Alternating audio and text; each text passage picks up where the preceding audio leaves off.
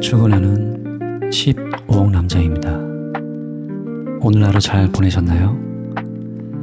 저도 평범한 직장인의 하루를 보냈습니다. 저는 20년 넘게 직장 생활을 하며 차근차근 돈을 모았고 운 좋게 투자 기회도 만나 현재 약 15억 원 이상의 자산을 만들었습니다. 저에게 20, 30대 시절로 다시 돌아가 그때처럼 아끼고 절약하며 살아보라고 한다면 저는 자신이 없습니다. 그때 저는 친구들과의 약속도 줄였고 먹고 싶은 것도 참았고 사고 싶은 것도 늘 뒤로 미뤘습니다. 돈에 집착했다고 표현해도 될 정도로 독하게 살았으니까요. 가끔은 이런 생각도 듭니다. 내가 왜 조금은 즐기면서 살지 못했을까?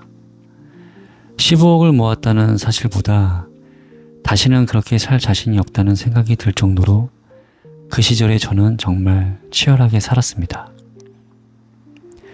하지만 한 가지 확실한 건 그 시절에 지독한 마인드가 없었다면 지금의 저도 없었을 겁니다.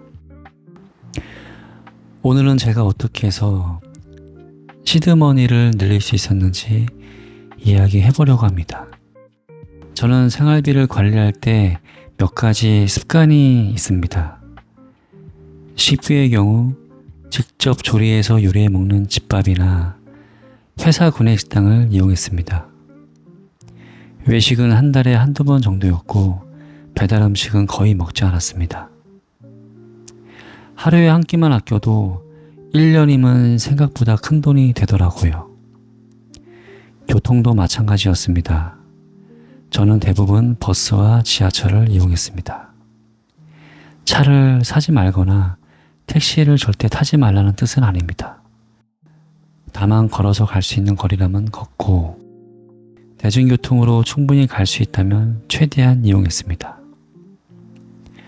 평소 원래 커피를 마시지 않고 차를 즐겨 먹습니다. 대신 집에서 녹차나 캐모마일을 텀블러에 담아 다녔고 회사에서는 제공되는 음료나 물을 마셨습니다. 별것 아닌 것 같지만 이런 작은 습관이 몇 년 동안 쌓이면 꽤 큰 차이를 만듭니다. 사회 초년생일수록 보여주기 위한 소비를 하기 쉽습니다. 저는 명품이나 유행보다 시드머니를 먼저 만드는 것이 더 중요하다고 생각되었기에 꼭 필요한 것만 사고 오래 사용하는 습관을 들였습니다. 충동 구매도 최대한 절제하려고 노력했습니다. 세일이라는 말에 필요하지도 않는 물건을 사는 경우가 정말 많습니다. 사고 싶은 물건이 생기면 며칠 동안 고민했습니다. 시간이 지나도 정말 필요하다고 느끼면 샀고 대부분은 결국 사지 않게 되더라고요. 술자리와 유흥비도 많이 줄였습니다. 예전에는 술자리를 자주 다녔습니다. 하지만 시간이 지나면서 술값보다 더 아까운 것이 시간이라는 걸 알게 되었습니다. 술자리를 줄이니 돈도 모이고 건강도 좋아졌으며 그 시간에 책을 읽거나 운동을 하면서 제 삶도 조금씩 달라졌습니다. 결국 저는 돈을 더 버는 것보다 먼저 돈이 새는 구멍을 막았습니다.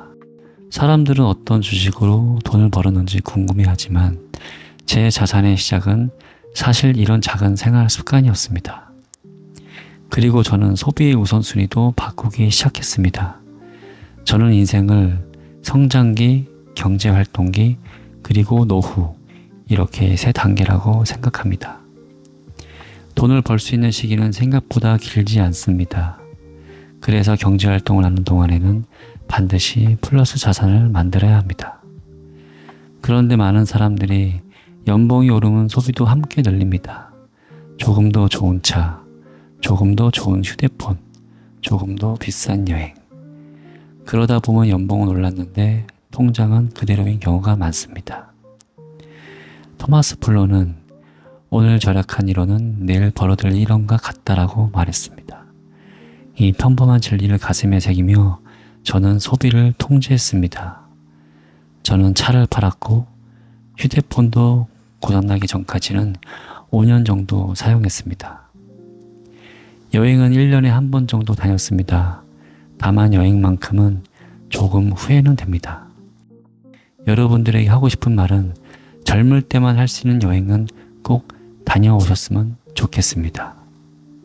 대신 무리해서 비즈니스석을 타거나 최고급 호텔을 찾기보다는 내 형편에 맞게 즐기는 여행이면 충분하다고 생각합니다.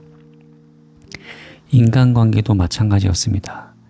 술자리 횟수보다 저에게 좋은 영향을 주는 사람들과 보내는 시간이 훨씬 더 중요합니다.